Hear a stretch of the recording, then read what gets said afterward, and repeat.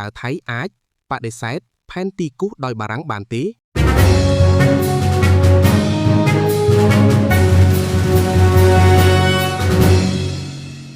ផ្អែកលើអង្គហេតុប្រវត្តិសាស្ត្រនិងច្បាប់អន្តរជាតិថៃសៀមមិនអាចបដិសេធខ្សែបន្ទាត់ព្រំដែនដែលគូសដោយបារាំងក្នុងសម័យអាណានិគមបានឡើយទោះបីជាថៃធ្លាប់បានព្យាយាមតវ៉ានិងបដិសេធជាច្រើនលើកច្រើនសារក៏ដោយហេតុផលចម្បងដែលធ្វើឲ្យថៃត្រូវតែទទួលស្គាល់ព្រំដែនទាំងនោះមានដូចជាគោលការណ៍ច្បាប់អន្តរជាតិ Pacta Sunt Servanda ថៃនិងបារាំងបានចុះសន្ធិសញ្ញាព្រំដែនជាបន្តបន្ទាប់ជាពិសេសគឺសន្ធិសញ្ញាឆ្នាំ1904និង1907តាមច្បាប់អន្តរជាតិសន្ធិសញ្ញាដែលរដ្ឋអធិបតេយ្យពីរបានចុះហត្ថលេខាជាមួយគ្នាគឺមានតម្លៃគតិយុត្តចងកងរដ្ឋទាំងពីរ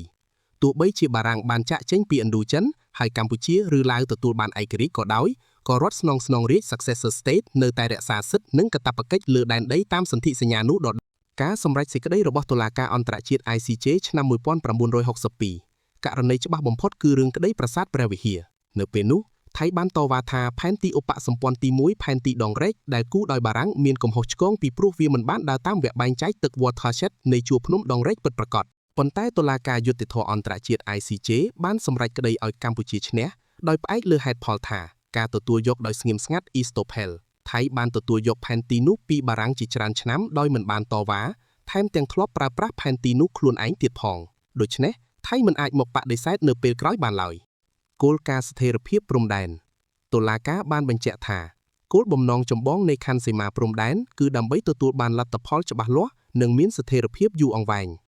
បើទោះជាថៃយល់ថាខ្លួនត្រូវបង្ខំចិត្តឬចាញ់ប្រៀបបារាំងក្នុងសម័យអាណានិគមក៏ដោយក៏តាមផ្លូវច្បាប់អន្តរជាតិថៃគ្មានសិទ្ធិផ្លូវការណាមួយក្នុងការឯកតោភាគីបដិសេធខ្សែបន្ទាត់ព្រំដែនទាំងនោះឡើយ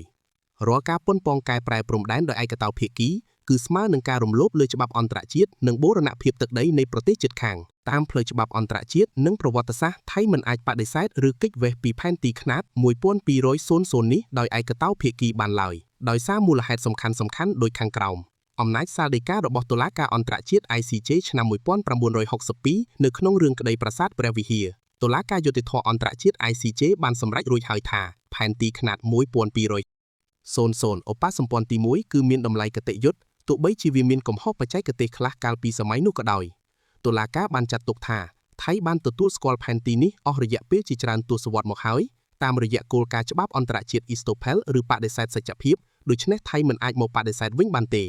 គោលការណ៍ច្បាប់អន្តរជាតិស្តីពីសន្ធិសញ្ញាផែនទីនេះកើតចេញពីសន្ធិសញ្ញាបារាំងសៀមឆ្នាំ1904និង1907តាមច្បាប់អន្តរជាតិអនុសញ្ញាទីក្រុងវីយ៉ែនប្រទេសមួយមិនអាចលុបចោលឬកែប្រែសន្ធិសញ្ញាព្រំដែនជាឯកតោភាគី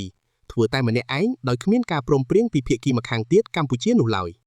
ផែនទីខ្នាត1.50 របស់ថៃគ្មានតម្លៃអន្តរជាតិផែនទីដែលថៃផលិតឡើងខ្លួនឯងគឺជាឯកសារផ្ទៃក្នុងរបស់ថៃ Internal Document វាមិនមែនជាឯកសារច្បាប់អន្តរជាតិដែលមានការទទួលស្គាល់ពីទ្វេភាគីនោះឡើយដូច្នេះយើងអាចធ្វើការសន្និដ្ឋានបានថាការប្រកាសរបស់លោកអនុទីនគ្រាន់តែជាជំហរនយោបាយផ្ទៃក្នុងរបស់ថៃដើម្បីការពារផលប្រយោជន៍នយោបាយនិងទឹកដីក្នុងប្រទេសខ្លួនប៉ុណ្ណោះប៉ុន្តែបើនិយាយពីច្បាប់អន្តរជាតិគឺថៃមិនអាចគេចវេះពីផែនទីខ្នាត1/200នេះបានឡើយ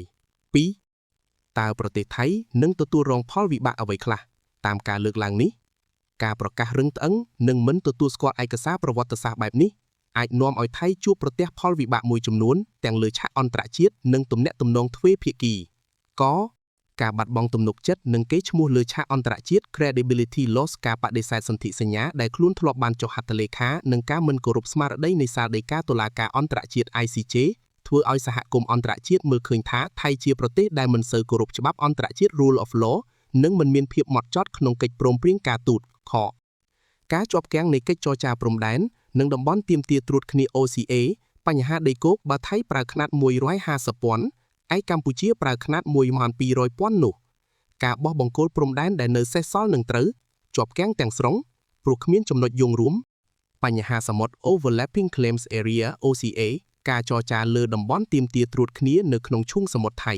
ដែលមានតម្លៃប្រេងនិងហ្គាសរាប់ពាន់លានដុល្លារនឹងត្រូវពន្យាពេលកាន់តែយូរព្រោះខ្សែបន្ទាត់ព្រំដែននៅលើគោកជាចំណុចចាប់ផ្ដើមនៃការខណ្ឌចែកព្រំដែនសមុទ្រភាពតានតឹងផ្នែកនយោបាយនិងសន្តិសុខតាមព្រំដែនទោះបីជាលោកអនុទីនបញ្ជាក់ថាថៃនៅតែបើកចំហចំពោះការផ្ទៀងផ្ទាត់បច្ចេកទេសក៏ដោយប៉ុន្តែការប្រកាន់ចំហខុសគ្នាបែបនេះ ងាយនឹងធ្វើឲ្យកើតមានការយល់ច្រឡំឬការប៉ះទង្គិចគ្នាបន្តិចបន្តួចនៅតាមព្រំដែនដោយសារទាហាននៃប្រទេសទាំងពីរប្រើប្រាស់ផែនទីខុសគ្នាដើម្បីយាមល្បាត ខ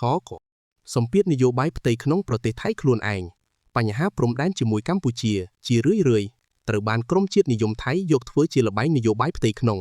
ការប្រកាសរបស់លោកអាណូទីនអាចធ្វើឡើងដើម្បីចំណេញប្រជាប្រិយភាពនយោបាយក្នុងស្រុកប៉ុន្តែវានឹងបង្កើតជាសម្ពាធត្រឡប់មកវិញដល់រដ្ឋាភិបាលថៃព្រោះបើថ្ងៃក្រោយរដ្ឋាភិបាលថៃចង់ទន់ភ្លន់ឬចរចាសម្រុះសម្រួលជាមួយកម្ពុជាពួកគេនឹងត្រូវរងការរិះគន់ពីក្រមជាតិនិយមជ្រុលក្នុងប្រទេសខ្លួនឯងថាធ្វើកិច្ចការខុសពីអ្វីដែលធ្លាប់និយាយ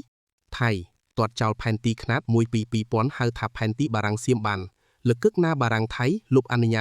1904សន្ធិសញ្ញា1907តើបារាំងសុខចិត្តទាត់ចោលសមិទ្ធផលខ្លួនសម័យអាណានិគមតាមនយោបាយលីលារបស់ថៃ Like, share and follow more